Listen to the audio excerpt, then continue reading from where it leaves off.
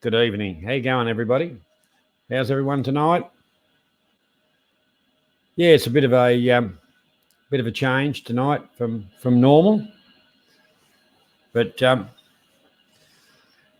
that's the way it goes. We're just giving this a bit of a try out. I'm thinking that it'll be a better time zone, and probably be it's a better day for me, and hopefully a better day for other people. So yeah, I'd just like to welcome you along and say thanks for those that have come along, and much appreciated. So we'll kick it off. G'day Shane, how you going, mate? We're going to kick it off. You know, as we know, every plan is always well planned out, and as I put the stuff together, it kind of stuffs up. That's just one of those things. But it's actually turned out tonight that most of the stories end up being about public transport. And it's just the way it happened. So anyhow, I suppose we may as well get on to it.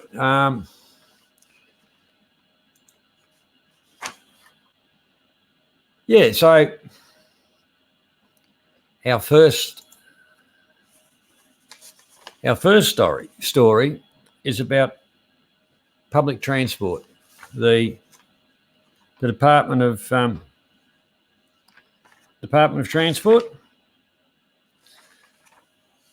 1 in 7 of the public transport vehicles did not pass a safety test. Most of them failed due to low quality brakes, in other words, bad brakes, and excessive smoke emissions. But on the bright side, the drivers had an examination. There was 10,236 drivers examined, and only 3 of them failed. I wonder if that was like the brakes. We will never know, will we? Yeah, that was interesting, but it was kind of funny because it only clicked to me that all these stories seem to be the same to a certain extent. But yeah, bus operators, as in your normal, your public buses, all of those. On Monday was a launch of roadworthiness checks for public transport vehicles, and it was met with a protest from the Private Bus Development Association, stating that it would ruin their business. They voiced their opinions. They voiced their opposition to the required checks for the public transport vehicles at roadside stops every 90 kilometres of a journey. So if you get on a bus and you're heading up to, say, Chiang Mai or wherever you're going to, every 90 kilometres, they're going to have to pull up for the safety check or for the monitoring of the times and all that kind of thing. Well, they periodically through the journey, they have to pull in for their paperwork for the to make sure they're monitoring the average speeds of the vehicles and things like that. But these safety checks, along with the other checks, would take between 10 to 30 minutes, and that'd add time to any trip. So the group petitioned the Department of Land Transport, who promised they'd take it up with the department executives and the Transport Minister. And meanwhile, the Department of Transport has set up 245 roadside checking points, and they have been funded by the Road Transport Authority themselves. So the cost of all this is only via the it's only the Spectra. G'day, mate. G'day, Stephen. G'day, Mark. Thanks for coming along. Yeah, you're right. You're right, Spectre. Who needs brakes? You got to get it. You got to get it going before you need to stop it. Let's face it, Bangkok traffic. yeah, that's interesting, isn't it? But anyhow, while we're on the Bangkok traffic, and this is a funny one, I was just doing these few little items just to that a bit of entertainment for you chaps. The next one is a little bit funny. Now, the Bangkok Metropolitan Administration said it was going to install voice-guided equipment to 54 zebra crossings on major intersections to assist people with sight disabilities to cross the road. Now, I wonder what that'd say, run for your life, watch out, incoming, or run, Forrest, run. Yeah, it was a bloody interesting one, that. It's bad enough just getting across the road, even though you've got the lights with you as an able-bodied person. So that could be bloody really interesting, that. But, good on them. Good on them. At least they're showing some initiative there. They're showing some initiative. And that's always a good thing, isn't it? A bit of initiative, a bit of public safety happening. There's always a bit of doom and gloom around, but just to pull one out of the hat that you might remember. You might remember this one. The man in front of the tank, 1989 Tiananmen Square protest. The solitary man standing in front of a column of tanks. Well, just towards the end of last week. Hang on. No, we're into this week. I'm forgetting I've changed to Thursday. Yeah. Anyhow, the earlier part of this week. Unfortunately passed away at the age of 65 years of age. He passed away in Bali, and he was actually a Texan. So he had been on long-term residence in Bali. So, yeah, that's a bit of a shame. He brought those pictures to the world and showed what kind of happened, but no one ever knows the truth because there was a lot of different media about how many people actually perished in that demonstration, whatever you want to call it. I think the Chinese at the time said there was a couple of hundred, but other journalists said it was thousands, which is a shame. People should be able to go up to their governments and make them a bit accountable. We all try and do that, but yeah. So we'll just see what happens, because once again, history seems to be repeating itself in Hong Kong itself. So let's just hope that all settles down without any real problems for people. So now the bad news. We'll have a look a bit. We'll have a look at a bit of the the dollar to the baht thing. The US dollar, as of 5 o'clock tonight, was 30.48. The English pound, 38.15. The euro, 33.65. The old Australian dollar, it's kind of, up and down a little bit, but anyhow, it's getting there very slowly, 20.80.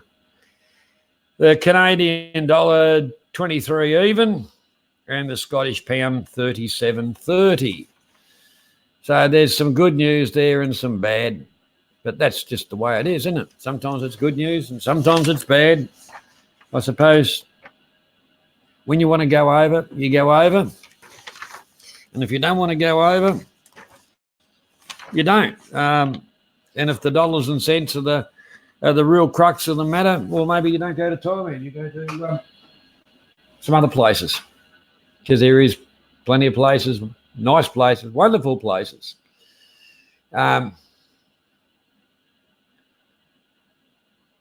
Yeah. Well, that's the interesting thing about that man in that photograph. Like I say, it was a Texan, and yeah, 65's not old really.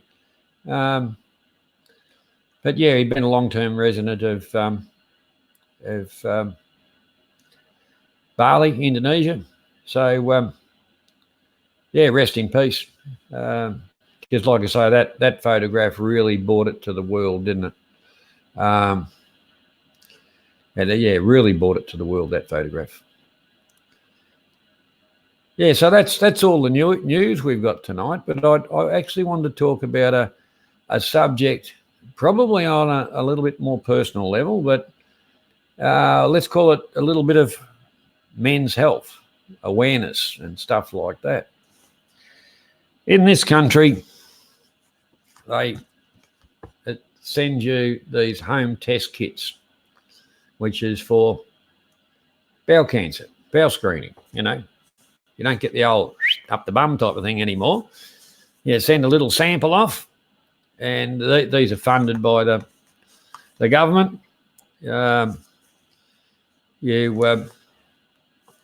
take a bit of a stool and you put it in all this stuff, and you send it off, and they give you a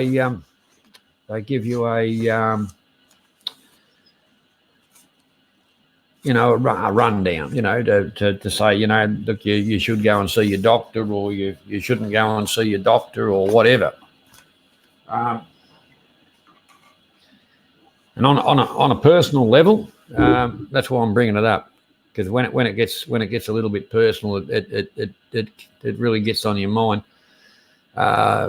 It's really a case of, when you're having your morning constitution, let's just it's like a little icy pole stick. You put a bit on it, you put it in a thing, you write your name and your address, the date on it and the time. You kind of put it in the fridge, and it's 2 samples, and you put it in the envelope and send her off. I didn't get a chance to do it.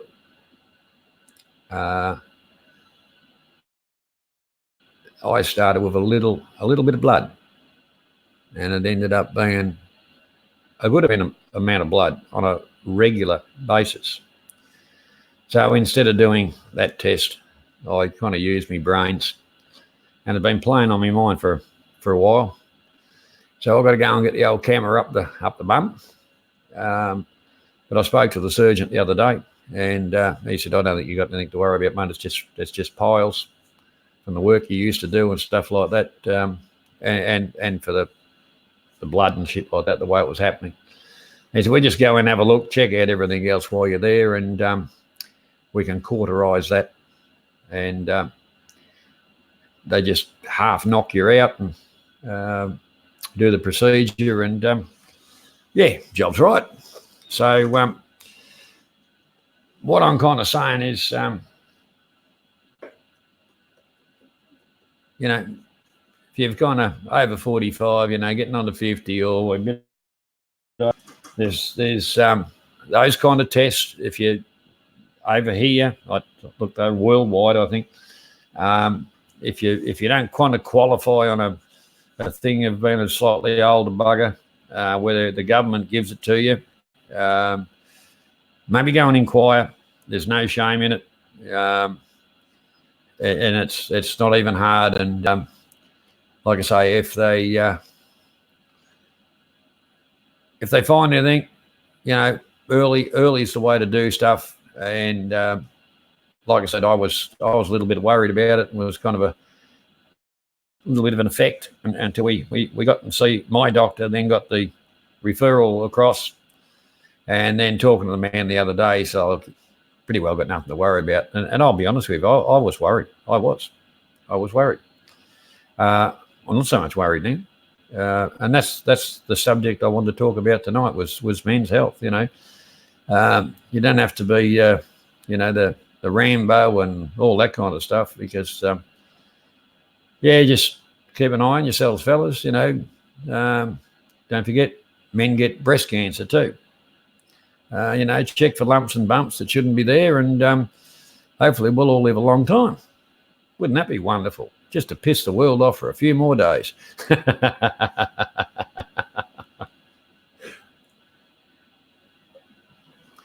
So, I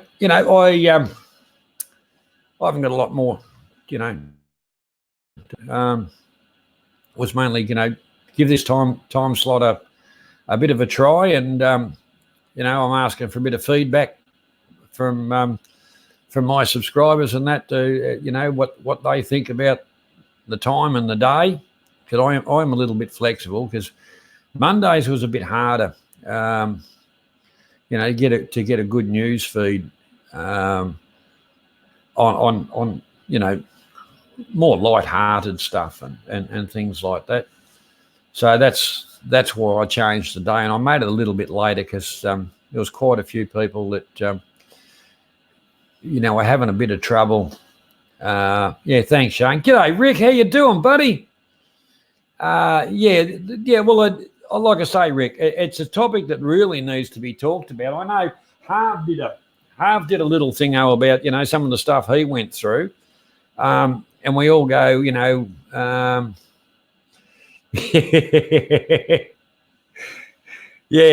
that's it. There's nothing to be ashamed about, and the quicker they get onto it, the better off. Because you can't be selfish. You got to think and all the rest of it,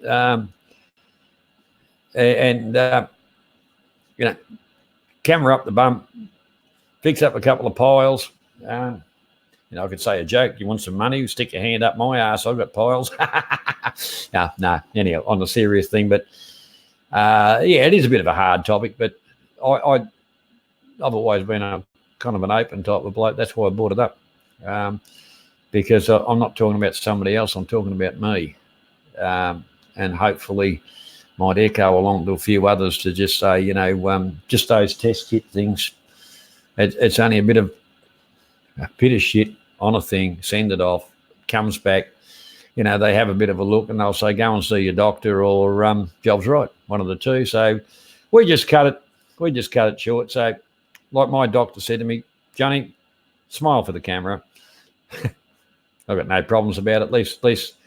At least we won't be getting our period every now and again and bleeding every now and again. I'll be cauterising those kind of things, and I'll be in Gaga land, so I won't have to worry about it.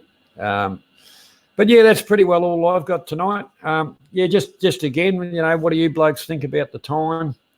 For me, it's not too bad.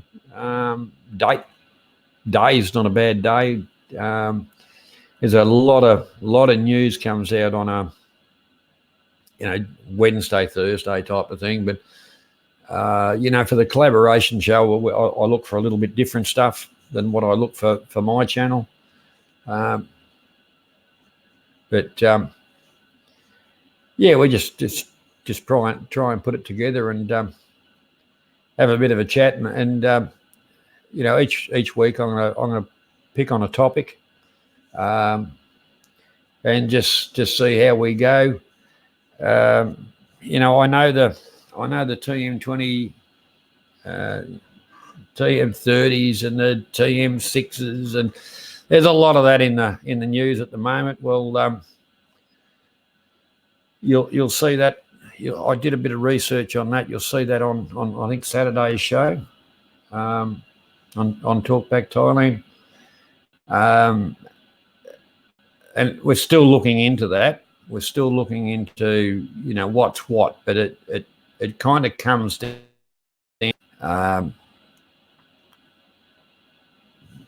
Basically, a lot of people that report back, they'll go to their local immigration and they'll say, I didn't have to worry about that stuff. They just did that. And then somebody else will go to somewhere else, and, it's all over the place. It's not necessarily the requirements per se. It's interpretations, and that's something that really needs to be, it doesn't matter if it's Bangkok or if it's Chiang Mai, Chiang Rai, Hat Yai, wherever. It should be the answers, and the requirements should be the same from one end of the country to the other. But as we know, it's not.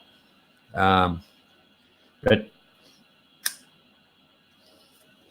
there's a lot of people been coming out, and I suppose that bit of pressure will be coming on from investment groups that because the baht's very, very strong, very strong. So that is also attracting investment. They have what they call in Thailand, it's called the PPP. It's public and private. Hang on. I've got it written down. Public, private. I'll tell you, Sandy. Public-private investment, basically. So with the Thai baht, there's a lot of overseas money coming in, and that's why you're seeing a lot of infrastructure happening. And it's mind-boggling the amount of money that's being spent on infrastructure in Thailand. It's it's collaboration stuff and that, but that's the overseas input into it. So it's great for Thailand, great for the travellers. With some of the faster train projects and things like that, in the next kind of 5 years, it'll be a breeze to get around. You'll be able to get on a train at virtually a couple of stops, Suwanipun, whatever, and then, zip up to Karat or all that's changing. Even the old Bangkok railway station, apparently that's going to be moved. They're going to remove that and build a new one to cater for these faster trains and things like that. And I heard a little bit of a whisper that Thailand is trying to, put it this way, they'll cart a bit of freight around ports and that for, I dare say, China and multinational companies that were in the kingdom. So they're upgrading a lot of rail network to cope with the goods train traffic. So, like I say, a lot of investment. The baht's strong. The investors are more than willing because they'll get a half decent return on their money. So it's good for the kingdom and us as the travelling public. Why get in a flying sardine can or something of that nature, and when you Jackson jump on a train and I think the risks would be a hell of a lot better than the old flying sardine cans. But yeah, if you can leave me a bit of feedback through the week and that, what you think about the Times, fellas, I'd be very, very appreciative of it. Very appreciative of it, because I'd like to try and please my subscribers as much as I can, and obviously please myself. But I just got the feeling that Thursday was a good day because it was, getting towards the end of the week and people were starting to wind down, and the time-wise wasn't too late. And I wasn't going to keep you up too long either. Virtually, unless we get onto a topic where we're doing a lot of talking backwards and forwards, I'm not going to go past half an hour. Anything between 20 minutes to half an hour, that's all I'm going to hold you up. And with that, I thank each and every one of you for coming along and showing a bit of support, as I do each and every week, because if I didn't have supporters, I wouldn't be here doing it, would I? So what I'm going to say is good night all, take care, stay safe, and I'll catch you next week. Or over the weekend on the collaboration, Talkback Thailand. We've got some good news items coming up there, and that'll be a bit of fun. It's got some good guests lined up over the next couple of weeks. Been doing a bit of work on getting some interesting guests on. So that'll be worth your while, gentlemen. Anyhow, once again, good night. Bye-bye.